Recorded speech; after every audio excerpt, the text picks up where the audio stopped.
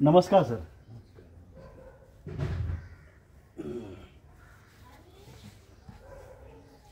नमस्कार रसिको.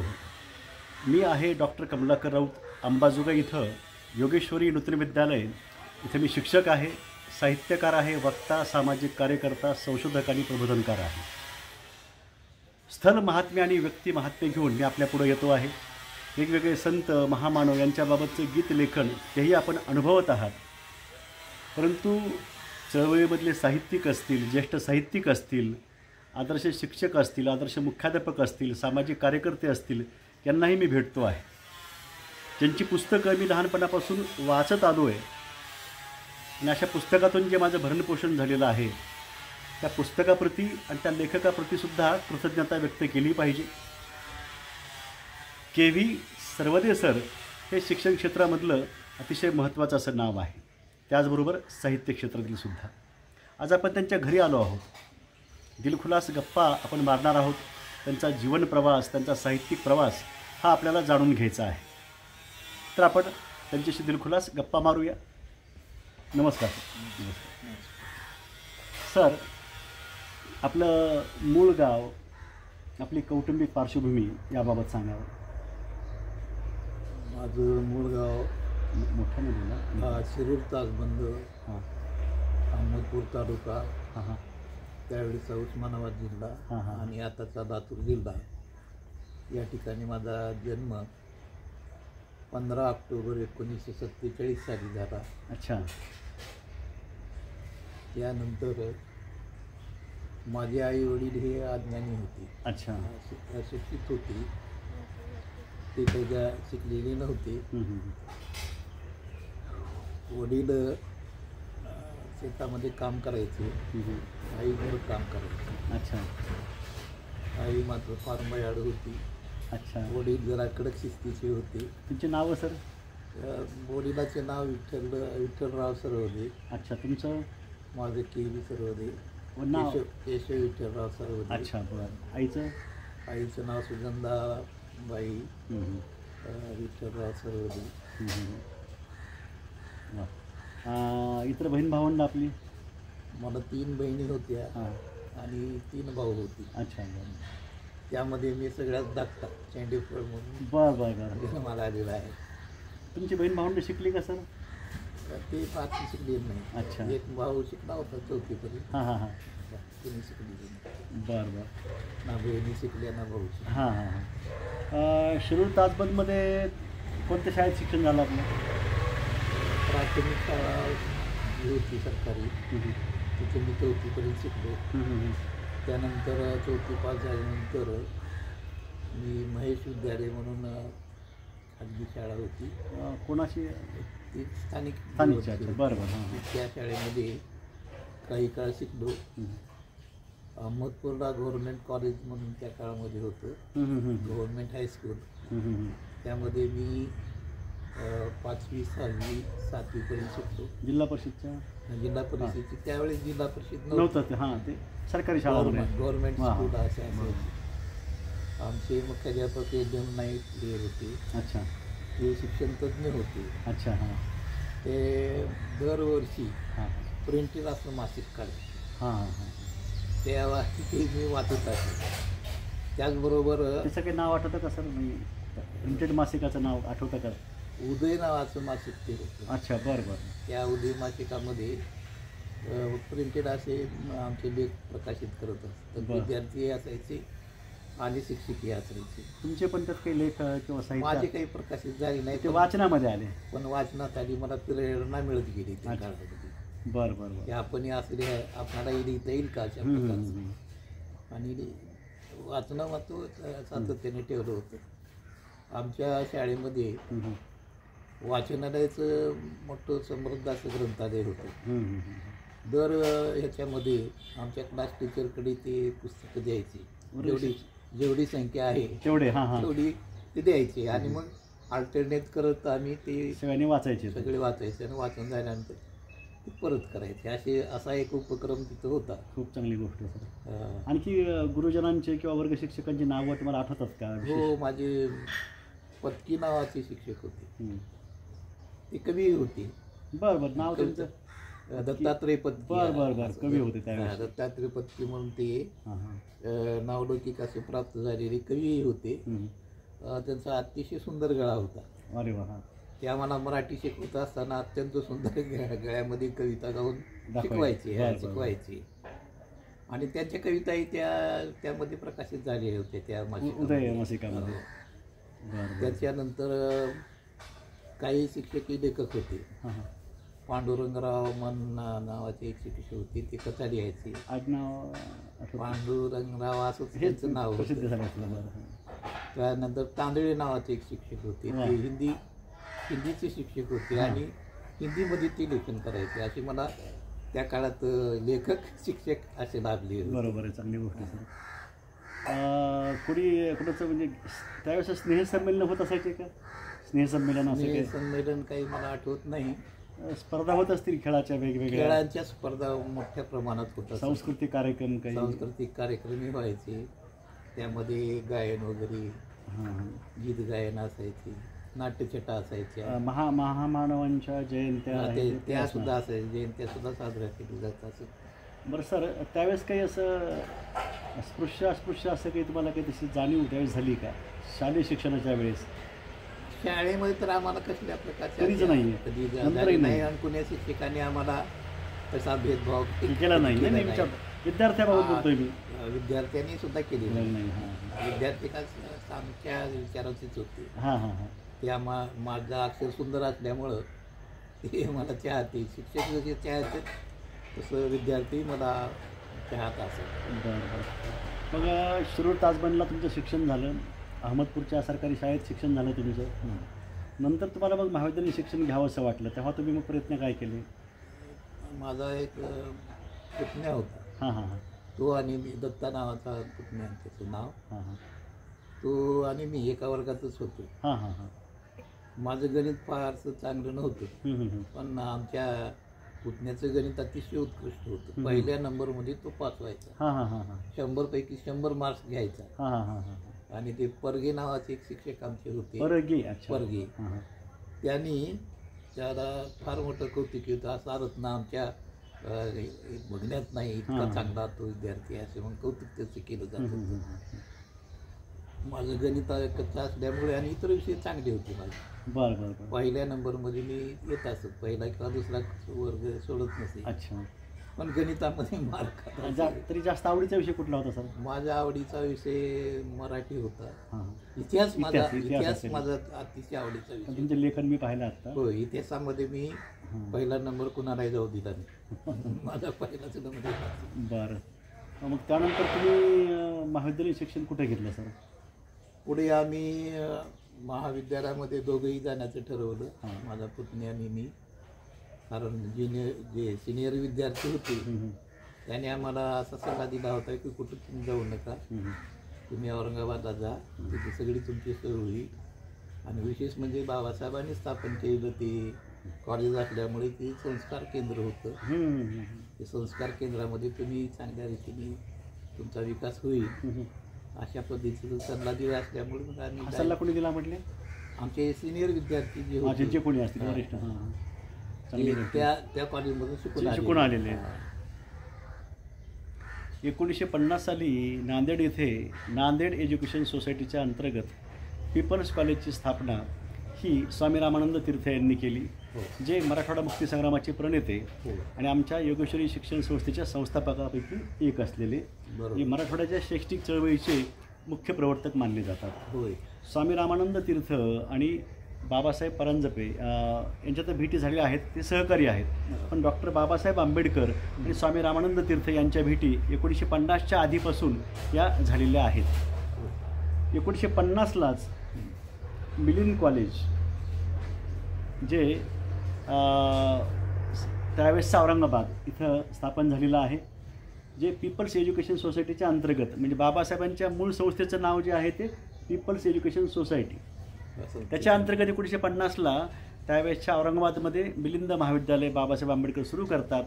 आणि त्याच वर्षी नांदेड एज्युकेशन सोसायटी स्थापन करून त्याच्या अंतर्गत पीपल्स कॉलेज हे स्वामी रामानंद तीर्थ स्थापन करतात. हा एक मराठवाडा आपला मागं आहे.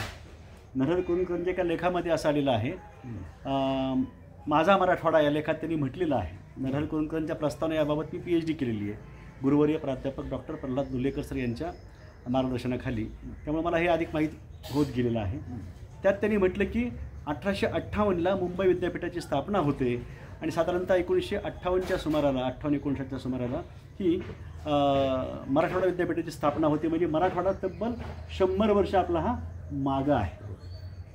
मागा असल्यापणाची कारणं काय आहेत मराठवाड्याची, त्यात त्यांनी त्याचे विवेचन केलेलं आहे. म्हणून हा जो विचार आहे हा दोन्ही महामानवांच्या मनामध्ये होता, डॉक्टर बाबासाहेब आंबेडकर आणि स्वामी रामानंद तीर्थ. आता मला धन्यता वाटते की त्याच योगेश्वरी नूतन विद्यालयामध्ये जी स्वामीजींनी स्थापन केलेली शाळा संस्था तिथं मी शिकलो आणि शिकवतो आहे.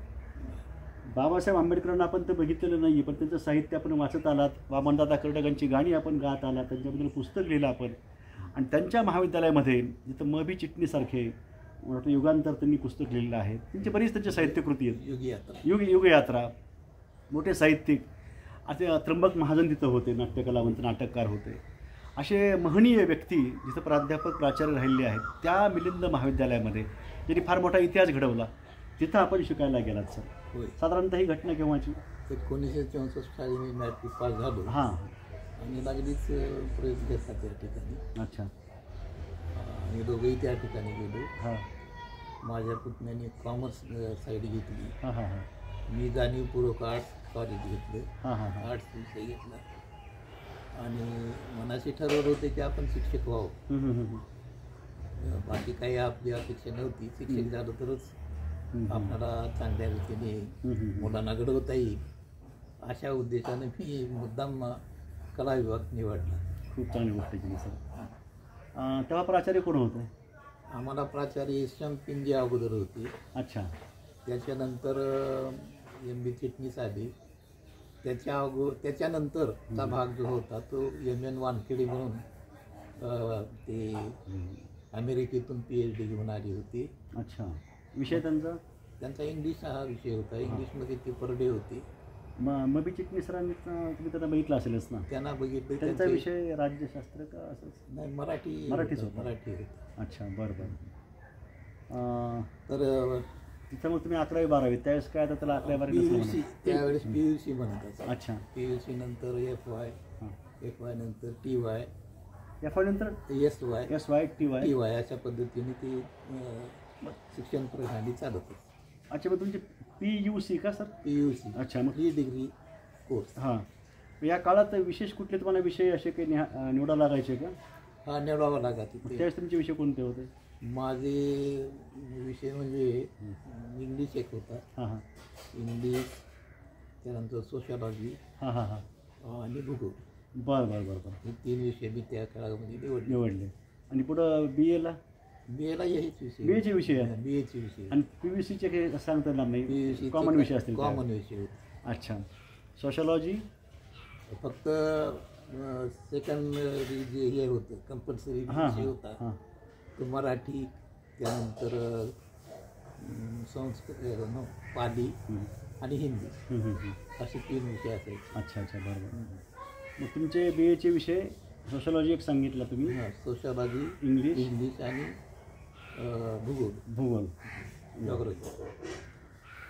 MA कशात केलं आपण पुढं सर? MA इंग्लिशमध्ये केलं. इंग्लिश केलं. इंग्लिश घेतलं कारण इंग्लिशमध्ये आम्हाला तिथलं वातावरण खूप चांगलं होतं. खूप. कारण M.N. वानखेडे प्राचार्य होते. मना वानखेडे. हां, M.N. किंवा मना वानखेडे. हो. येस तिथेच. तर ते इंग्लिशमध्ये खूप चांगले आम्हाला मार्गदर्शन करायचे. त्याच्यानंतर आमचे विषय जे होते शेक्सपियर वगैरे, शेक्सपियरची सगळी नाटकं आम्हाला अभ्यासक्रमाला होती. अच्छा. हां हां. बर्नार्ड शॉचं नाटक आम्हाला होतं. अच्छा. त्याच्यानंतर ताराशंकर सक्सेना नावाचे एक इंग्लिशचे शिक्षक होते. त्याचबरोबर FN इमानदार नावाचे इंग्लिशचे शिक्षक होते. ते आम्हाला अतिशय चांगल्या रीतीने समजावून सांगत. बरं. मार्गदर्शन करत होते. त्याचा परिणाम आमच्यावर झाला आणि इंग्रजीच घेण्याचा आम्ही हट्ट केला. हट्टाग्रह करून तो विषय आम्ही MAला सुद्धा घेतला. वा वा. आणखी काही ठळक आठवणी त्यावेळेसच्या, म्हणजे कुठले विचारवंत व्याख्याते त्या खूप आले असतील त्या काळामध्ये? व्याख्याते तिथं आले होते. वाराकांत तिथं आलेले आहेत. वा वा. त्याचबरोबर वाराकांत रुद्रविनाकार ते आलेले आहेत. त्याच्यानंतर आनंद यादव आलेले आहेत. वा. त्यानंतर तिथले जोगेंद्र पॉल योगेंद्र पॉल पवार का? पॉल पॉल पॉल पॉल हां, ते प्राचार्य होते सरस्वती कॉलेजचे, पण चांगले उर्दू लेखक होते. अरे वा. हां हां त्यांना बोलवायचे. हां हां. भगवंतराव देशमुख म्हणून लेखक होते, तेही त्या ठिकाणी भगवंतराव यायचे. देशमुख हां. हे समीक्षक आहेत मोठे मराठीमध्ये. समीक्षक होते. हां आता ते नाहीत, हां हां. पण ते सगळ्यांचं त्या ठिकाणी एकदा संमेलन झालं होतं. सगळ्या मराठी हिंदी इंग्रजी भाषेमध्ये. वाला कुलकर्णी पण वाल कुलकर्णी त्याचा फार मोठा प्रभाव तिथे झालेला आहे. फार मोठे समीक्षक. त्याबद्दलचे एक सांगणं मला महत्त्वाचं वाटतं. दलित साहित्याची मुहूर्तमेढ अतिशय जवळून मी पाहिलेली. वा वा वा. या कॉलेजमध्येच दलित साहित्याची मुहूर्तमेढ रोवली गेली. त्यामध्ये एक टेप रेकॉर्ड अशी चर्चा झाली. हां हां.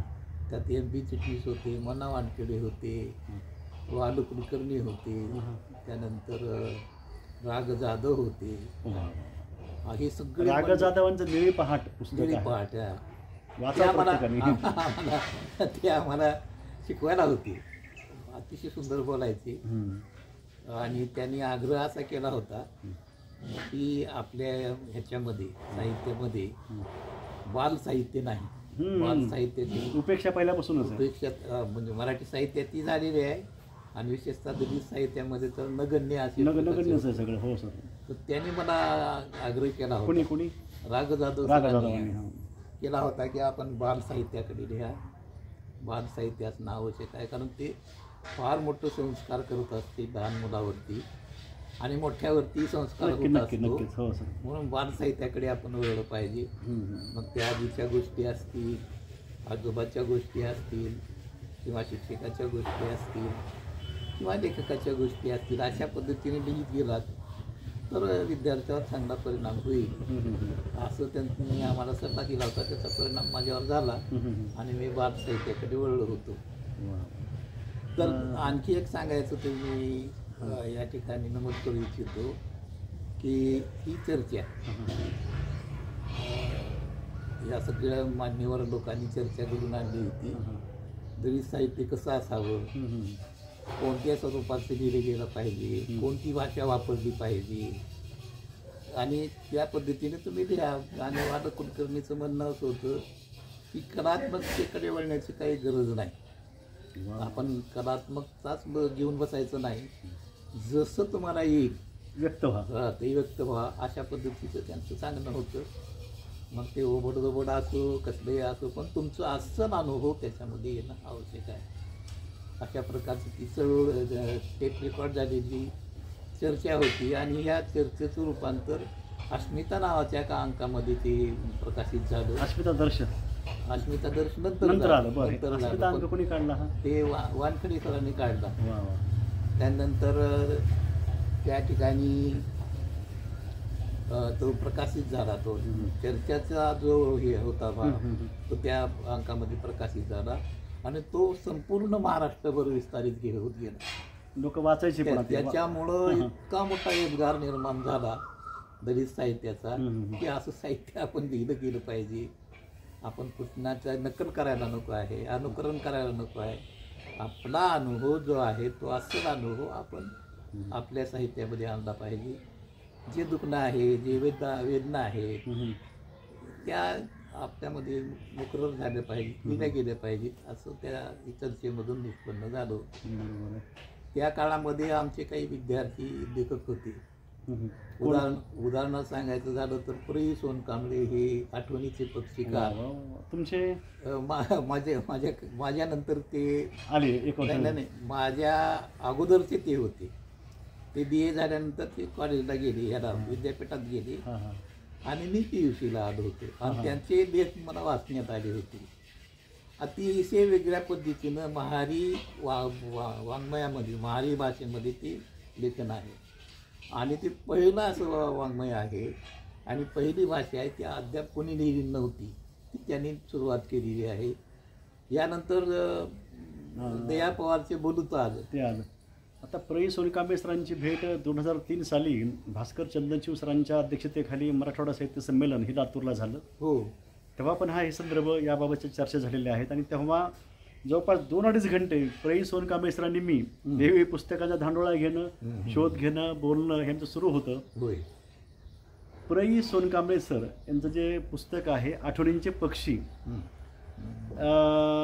याचा अनुवाद डॉक्टर सूर्यनारायणजी रणसुभे सरांनी यादव के पंछी नावानं केलेला आहे, सांगतो आहे. बरोबर. पुन्हा माझे गुरुवर्य अंबाजोगाईचे प्राचार्य डॉक्टर कमलाकर कांबळे सर यांनी पण संशोधनपर लेखन हे प्र. सोनकांबळे सर यांच्या पुस्तकाबाबत त्यांनी केलेलं आहे. त्याचंही पुस्तक हे आलेलं आहे, तेही मी सांगतो आहे. सर ही प्र. सोनकांबळे सर मला वाटतं त्याच आपल्या शिरूर ताजबन या इकडल्या उदगीर, हो माझ्या गावाहूनच त्यांना जाता येत होतं. हां, कोणत्या गाव सर? माझं गाव शिरूर ताजबनून त्यांना चेरा नावाच्या गावाला जाता येत होतं. चेरा का? चेरा. अच्छा. चेरा हे त्यांच्या बहिणीचं गाव होतं. बहिणीकडे राहायचं. हो, कारण पोरके होते, आई वडील लहानपणीच मुलगी होती. त्याचं प्रतिपादन मग गावाच्या लोकांनी वर्गणी करून त्यांना शिकायला पाठवलं. बऱ्याच आठवणी त्यामध्ये आहेत. खूप अशा गोष्टी आहेत. ते माझ्या बरोबर बोर्डिंगमध्ये होते. अहमदपूरला वसतिगृह होतं. ते मॅट्रिकला होते त्यावेळेस मी 6वीला होतो. त्यांच्यासाठी एक स्वतंत्र खोली करून दिलेली होती. आमचे रेक्टर लक्ष्मीकांतराव म्हणून होते. त्यांनी या 3 मुलांच्यासाठी मॅट्रिकला असणाऱ्या 3 मुलांसाठी स्वतंत्र खोली करून दिली होती. त्यामध्ये माझा मेहुणा एक होता, बळीराम कांबळे नावाचा. त्याचं अक्षर सुंदर होतं, गणित फार चांगलं होतं. प्र. सोनकांबळेचं अक्षर काही फारसं चांगलं नव्हतं. त्यांचं गणित कच्चं होतं, पण इंग्लिश मात्र फार चांगली होती. त्या गणपतराव नावाचे शिक्षक त्यावेळेस होते आम्हाला शिकवायला. त्यावेळेस ते इंग्लिशमध्ये त्यांच्या दोघांची चर्चा व्हायची. वर्गामध्ये चर्चा करायची. ते म्हणायचे, Pralhad you are absolutely right. Cross question करत असताना ते बोलायचे, तेव्हा ते त्याचा प्रतिकार करताना ते बोलायचे यू आर ॲब्सोल्युटली राईट. आणि आम्हाला नवल वाटायचं, आपणाला या अशा प्रकारचं पाण्यासारखी त्यांची इंग्लिश होती. आपण आहे असं कधी. सर सेवेला कुठं होते की सोनकांबळे सर? सेवेला ह्याच्यामध्येच होती की आंबेडकर कॉलेजमध्येच होती. म्हणजे मिलिंद कॉलेज असतं? नाही, आंबेडकर कॉलेज, कॉमर्स कॉलेज एक शाखा वेगळी होती आमची. त्याच्या अंतर्गत का? हां, त्या अंतर्गत त्या सोसायटीचीच ती शाखा होती. बरं. तिथंच ते प्राध्यापक झाले आणि प्राचार्य सुद्धा तिथंच झाले. तुमची व्यवस्था त्यावेळेस राहण्याची हॉस्टेलला नाही राहता होत, बाहेर खोली करून राहत असं. मग मेस लावायची त्यावेळेस? नाही, 2-3 मुलं मिळून ते एकत्र राहायचं, किराये वाचवत आणि हाताने भाकरी पण करायचं सर? हो, सगळे येत होतं, सगळा स्वयंपाक येत होता. त्यावेळेस ते औरंगाबादच्या आठवणी सर, चित्रपट पण त्यावेळेस काही बघितले असतील सर, त्या पण आठवणी असतील? हो, सांगा, ते पण बोलूयात, कारण ते सांस्कृतिक. आम्हाला 30 रुपये स्कॉलरशिप मिळायची. वर्षाच्या काठीची संपूर्ण स्कॉलरशिप मिळायची राहिली. आणि दर महिन्याला एखादा तर चित्रपट बघायचा, त्याच्यामधले 10 रुपये मी गावाकडे पाठवून द्यायचो माझ्या भावाला. आणि 10 मध्ये 20 रुपयांमध्ये आणि ते भागवायचं. चित्रपटाला काही पण नाही, थोडं तिकीट काही आणि असेल 5 आणि 10 आणि असं. पिक्चर कोणते बघितले सर त्यावेळेस? तरी सहज काही उल्लेख करू शकतो? गुंजवटी शहनाई, संगम, त्याच्यानंतर दोस्ती, असे अनेक चित्रपट बघितले. पण खास आम्ही ठरवून टाकलं होतं की महिन्याला एखादा तरी बदललेला चित्रपट बघायचा. आणखी फर्ज असेल? फर्ज होता ते राजेंद्र कुमारचा सूरज, हे त्यानंतर हे मेरा नाम जोकर, हे ते पुन्हा आले. मेरा नाम जोकर नंतर आले. पण संगम होता. आवडीचे कलावंत त्यावेळेस कुठले सर विशेषतः वाटायचे असे? मला राजेंद्र कुमार आवडायचे. बरं. नंतरच्या काळामध्ये पुन्हा असं? नंतरच्या काळामध्ये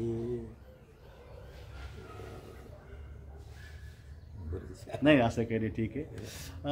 मग हे त्यावेळेसच्या औरंगाबादमधलं आपलं हे वास्तव्य, तुम्ही अस्मिताचा उल्लेख केला, हे अंकनिगत होता आपला तिथंच का?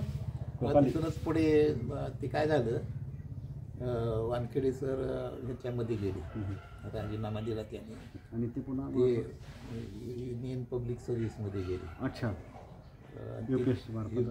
त्यांची निवड झाली आणि मग त्याचं रूपांतर त्यांनी ह्याच्याकडे सोपवलं, पांतावणी सराकडे. अस्मिता दर्श नावाने ते पंजीकरण झालं नव्हतं. हो ना. आता ते अस्मिता दर्शचा संदर्भ मी सांगतो आहे. मी गंगाधर पानतावणे सरांची मुलाखत त्यावेळेस औरंगाबादमध्ये त्यांच्या घरी जाऊन त्यावेळेस घेतलेली आहे. तुमच्या त्यांचा संपर्क आलेला दिसतो आहे. साहित्य, तुमचं पत्रव्यवहार, त्या गोष्टी मी बघतोय. त्यांच्याही बोलण्यात तो उल्लेख आला होता. कारण नरहर कुरुंदकर यांनी वेगवेगळ्या चळवळींना त्यावेळेस प्रोत्साहन दिलेलं आहे आणि मार्गदर्शनसुद्धा केलेलं आहे. डॉक्टर गंगाधर पानतावणे सरांनी नरहर कुरुंदकर हे चांगले मित्र होते आणि ते आपल्या गुरुसारखं त्यांना ते मान द्यायचे कुरुंदकरांना. तर दलित चळवळ, दलित साहित्य संमेलनं हे सगळं होत राहावेत, त्यांनासुद्धा पाठिंबा आणि सहकार्य हे कुरुंदकर व्यक्तिगत करत असायचे, हे पण मी सांगितलं पाहिजे.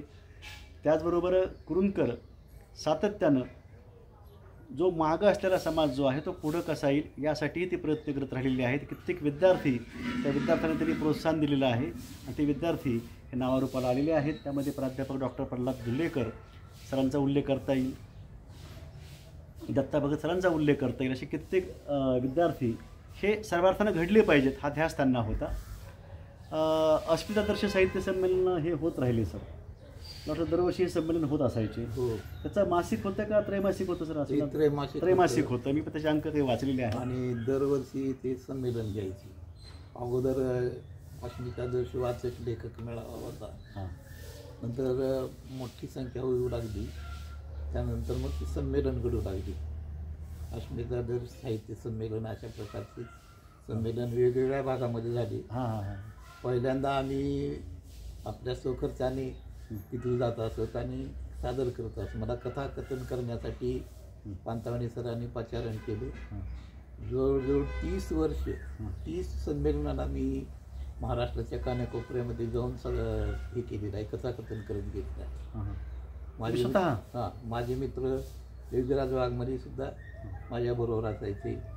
30 संमेलन कुठले? अस्मिता दर्शचे? अस्मिता दर्शच 30 संमेलनाला मी हजर झाले. एकूण मला वाटते 35 का 36 काहीतरी संमेलन झाले, परंतु 30ला मी हजर झाले. बाकीचे शक्य नाही झालं, मला जाता आलं नाही. त्याला टाळलं म्हणजे मला जाणं अडचणी म्हणून, प्रकृती म्हणून असं झालं. बरं.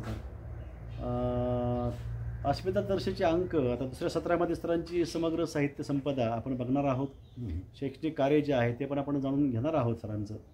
तर जुने अंक जपून कसे ठेवावेत, सरांनी ते सगळे अंक जुने अशी बाइंडिंग करून ठेवलेले आहेत. ते स्वतः वाचतात, आमच्यासारखे कुणी आले त्यांना ते बघण्यासाठी देतात. ह्या गोष्टी फार महत्त्वाच्या आहेत. संदर्भ द्यावा ते आहे. कारण अस्मिता दर्श या नियतकालिकानं, त्रैमासिकानं फार मोठं कार्य महाराष्ट्रातच नाही तर पूर्ण महाराष्ट्रामध्ये हे केलेलं आहे. दलित साहित्य जाणीवा ज्या असतील त्या व्यापक होण्यामध्ये ते मोठं कार्य त्यामध्ये घडलेलं आहे. त्या माध्यमातून मी हे सगळं सांगतो आहे, त्यांच्याबाबतची कृतज्ञता व्यक्त करतो आहे.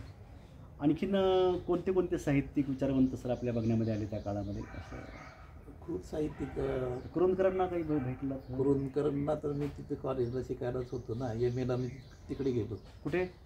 ह्याला नांदेडला गेलो. कारण इकडे काय झालं, MA तुमचं ह्याच्यात झालं ना, इंग्लिशमध्ये केलं. इकडे काय झालं, विद्यापीठामध्ये ॲडमिशन क्लोज झालं. मग क्लोज झाल्यानंतर मला तिथे घेणं आवश्यक होतं. प्रई सोनकांबळेंना विनंती केली की सर तुम्ही माझी शिफारस करा, तिथे घ्या सांगा. म्हणून त्यांना मी घेऊन तिथे गेलो विद्यापीठात. माझ्यासाठी सर पायी तिथपर्यंत चालून आले. डॉक्टर आंबूर नावाचे ते इंग्लिशचे हेड होते, त्यांना विनंती केली, पण ते म्हणाले तुम्हाला आता इथे घेता येणार नाही, कारण मर्यादित कोटा इथला आहे, तो फुलफुल झालेला आहे, पूर्ण भरलेला आहे. मग याच्याऐवजी तुम्ही इतर विषय घ्या, तुमचे दुसरे आणखी विषय आहेत ना, सोशॉलॉजी आहे, समाजशास्त्र आहे, भूगोल आहे, किंवा मराठी घ्या. मग मराठी किंवा भूगोल नको, मला इंग्लिश घ्यायचं आहे. मग ते म्हणाले you better to go Nanded. आणि तिथं मग आम्हाला जायला त्यांनी सांगितलं, कारण ते नव्याने तिथे शाखा उघडली होती MA साठीची. बरोबर. आणि म्हणून तिथे गेलो आणि तिथे 2 वर्ष ते या ठिकाणी इंग्लिशचा अभ्यास केला. तुम्हाला MA शिकवायला कोणते गुरु त्यावेळेस होते? KR शिरवाडकर म्हणून प्राचार्य होते. KR शिरवाडकर, मला बोलावंसं वाटतं आहे, हे कित्येकांना ठाऊक नाहीये. कुसुमाग्रज कविवर्य श्रेष्ठ कविश्रेष्ठ कुसुमाग्रज यांचे हे धाकटे बंधू KR शिरवाडकर. आणि यांचं तर नाव विष्णू वामन शिरवाडकर कसं काय? आता MPSC परीक्षेमध्ये प्रश्न येतो की कुसुमाग्रज यांचं मूळ नाव काय? विष्णू वामन शिरवाडकर हेच लिहिलं पाहिजे, कारण ते दत्तक गेले होते, ते त्यांचं नाव झालं होतं. तर त्यांचं मूळ नाव GR शिरवाडकर म्हणजे गजानन रंगनाथ शिरवाडकर आहे. आणि त्यांचे छोटे बंधू केशव रंगनाथ शिरवाडकर म्हणजे KR शिरवाडकर. 1997 आमच्या संस्थेमध्ये KR शिरवाडकर सर हे आले होते. तो प्रवास सुंदर होता हे अतिशय सुंदर पुस्तक KR शिरवाडकर यांचं कुसुमाग्रज यांच्याबद्दल आहे.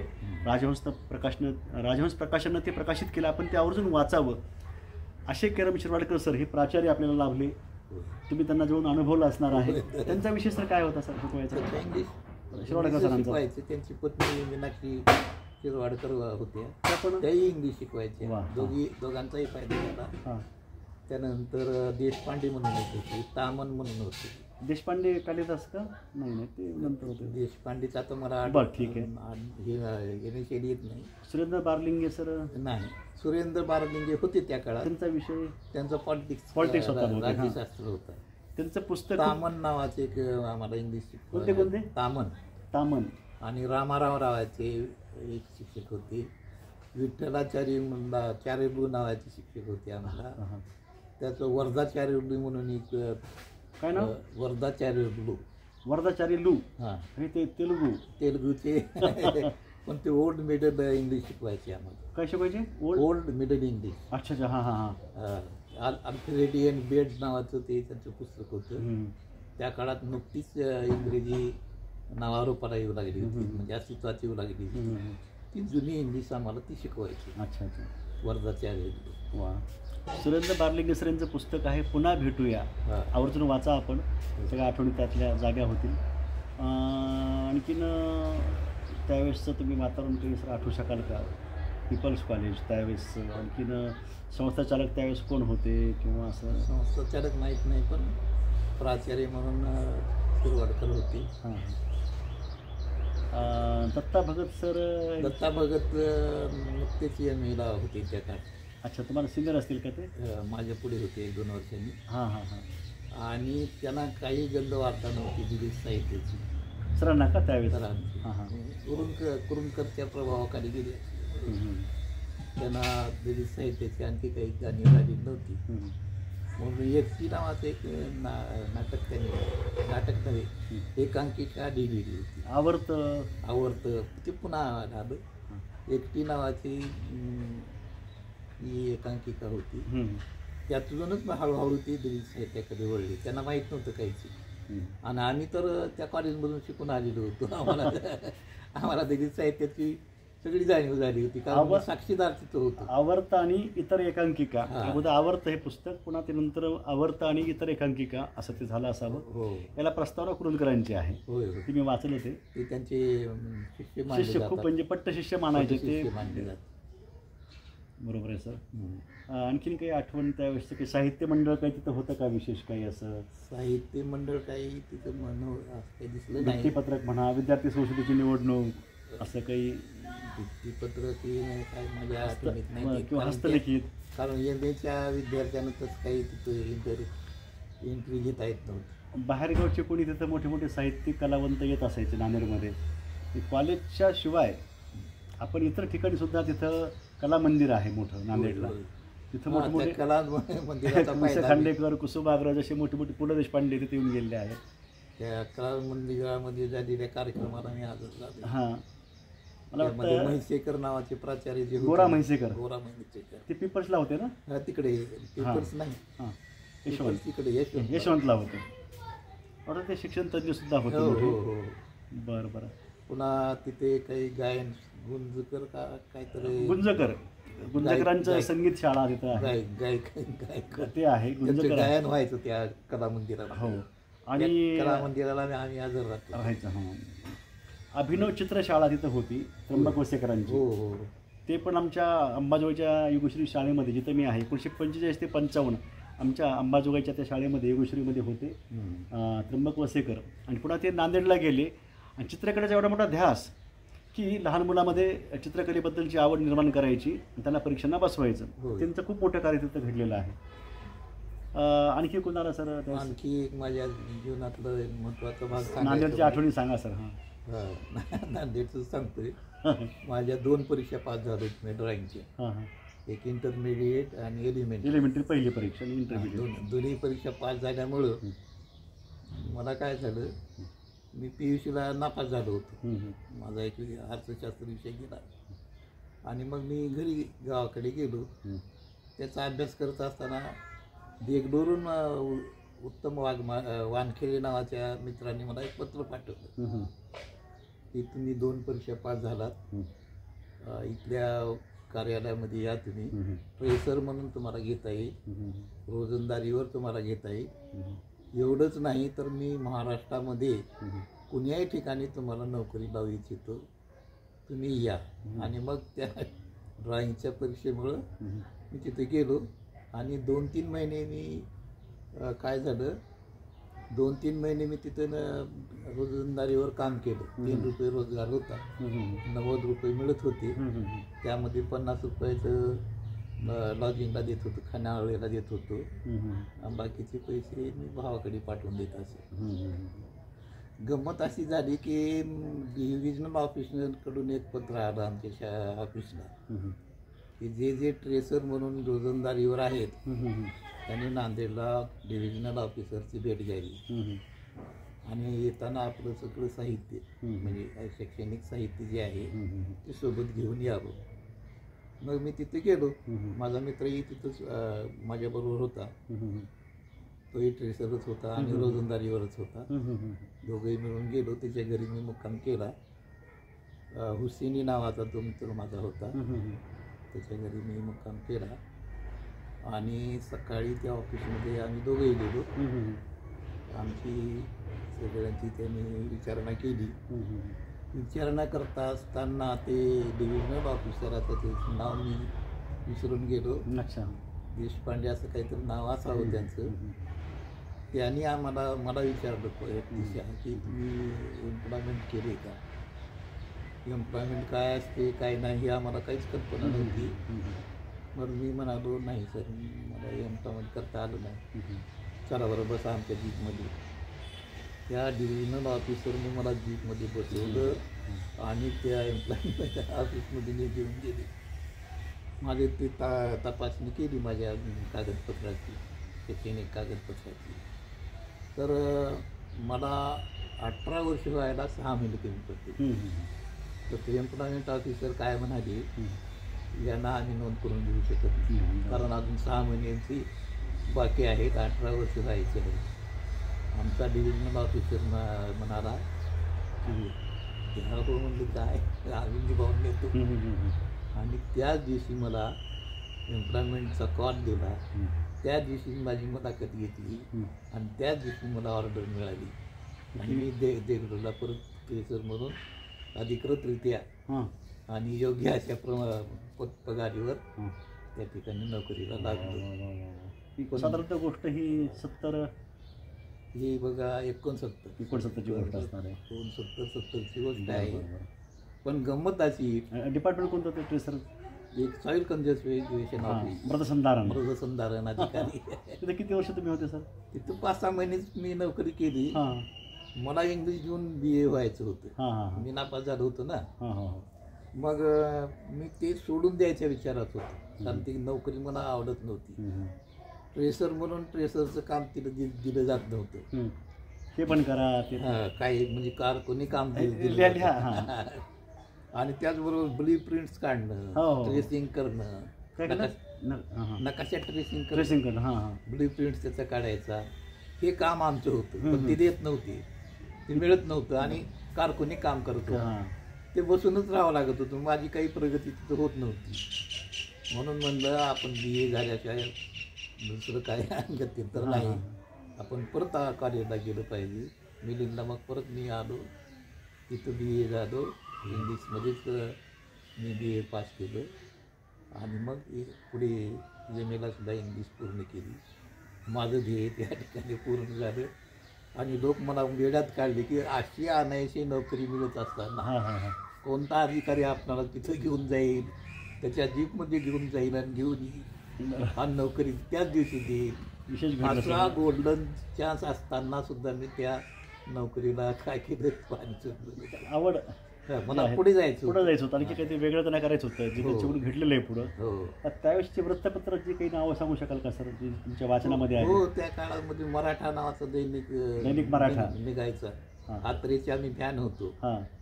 त्यांचे करेचे पाणी त्यामध्ये यायचे. हो, त्याचे 3 खंड त्याचे निघाले. ते पुढे एवढं मोठं ते आत्मचरित्र आहे, जगामध्ये तेवढं मोठं आत्मचरित्र कोणाचंही नाही. एक आठवण सांगतो सहज.